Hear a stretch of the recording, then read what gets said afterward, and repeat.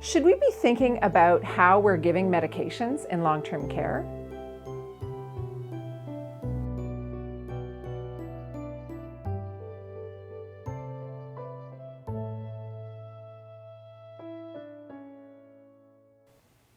If you haven't watched before, my name is Dr. Nicole. I'm a medical doctor, an internist, and geriatrician, which means I specialize in the care of older adults. My purpose on The Wrinkle is to share information that you can use to stay well or to help your aging family members to stay well.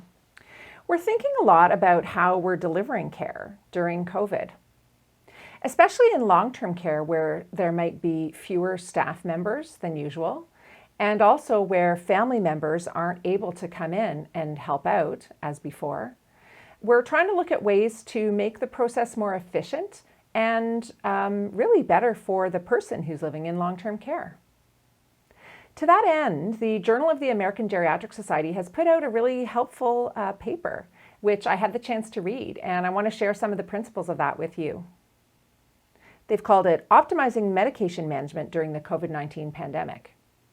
But some of those principles could be applied outside of a pandemic situation.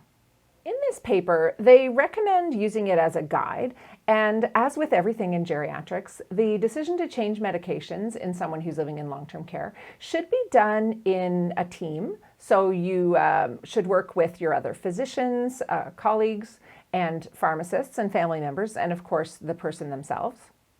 And some of the changes that we might make during a pandemic might not be ones that we would make long-term, although they might make sense to do that. They recommend too that their paper is just guidelines.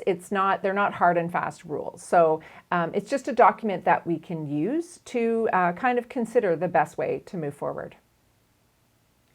There are about 7 things that they recommend looking at as part of medication optimization. Number 1 is stopping some medications.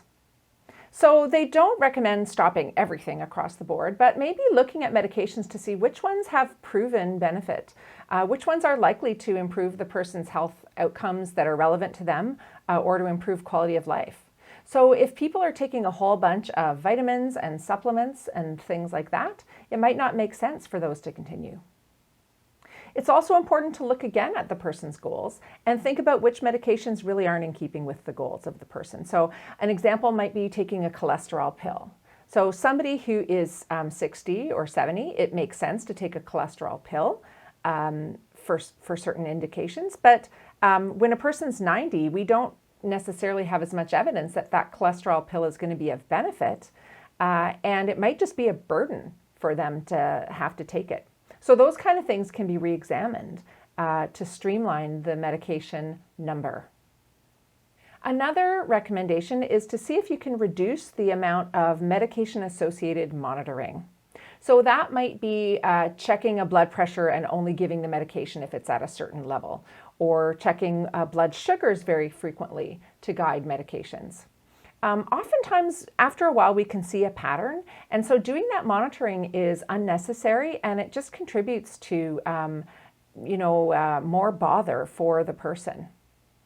Again, this decision has to be individualized, but if you think about in COVID especially, every time that monitoring is done, it might mean using a gown or other protective equipment, and it can be a bother for a lot of people. So if it doesn't make sense, then stopping that monitoring is a good idea. A lot of the recommendations in this paper include looking at the timing of medications. So if medications can be given once a day instead of twice a day, or if you can give 2 medications at once instead of just 1. So that would really simplify things. And again, that could be easier to do if there's less staff, or if the staff is trying to minimize the number of times that they have to do an interaction with someone. Oftentimes that can be done pretty easily. So those are good ideas with how to reduce how to optimize the medication administration. We can also look at how medications are actually delivered. So if something has to be given in a pill, maybe it's easier to give it as a liquid. Or if someone's getting a nebulizer, for example, so that's where like there's an inhaled medication that kind of goes in through a mask, and that can cause a lot of droplets and things to go into the air. Maybe that could be given with a puffer. So just like a little tube sort of aero chamber, it's called, and then the medication could be given in a puffer format. That might be easier, and it might reduce the risk of infection. So looking at the route of medication or how it's actually given, that could also be something to think about. Another strategy that's recommended is just looking at medication administration from sort of an infection control perspective. So are there ways to give medications that minimize person-to-person or hand-to-hand contact? Again, thinking about the nebulizer and the puffer, are there ways to give medications that are less likely to transmit infection? So all of those things are very practical, but they can be important when it comes to infection control.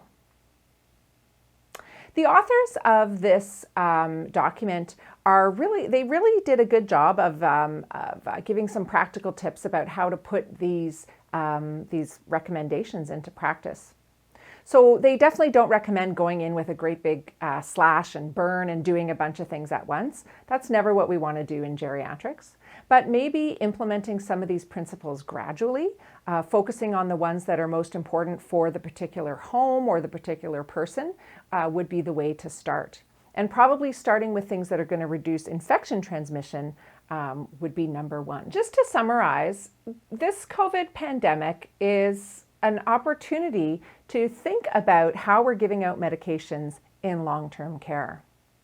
Most people who are living in long-term care do have their medications reviewed pretty regularly, and a lot of that is regulated. But, in COVID times, it's a good idea to think even more rationally about what medications we're giving, how and why. I thought this document was really good because it kind of outlined the principles of how to make changes and how to actually do them.